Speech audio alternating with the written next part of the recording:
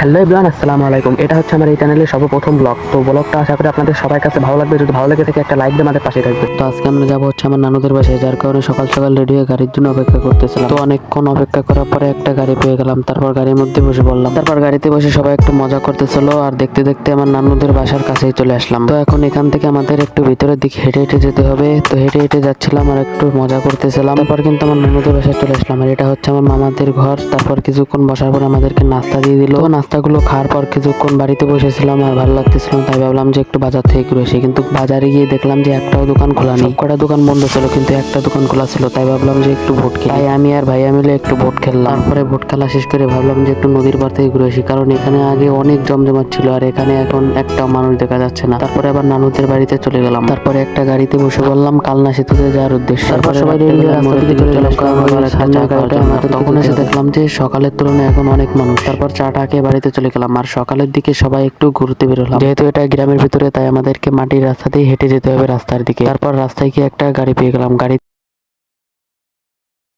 তো সেখানে কিছুক্ষণ ঘোরাঘুরি করার পরে আবার বাড়ির দিকে চলে আসলাম, কারণ এখন আমাদেরকে বাড়ি চলে যেতে হবে।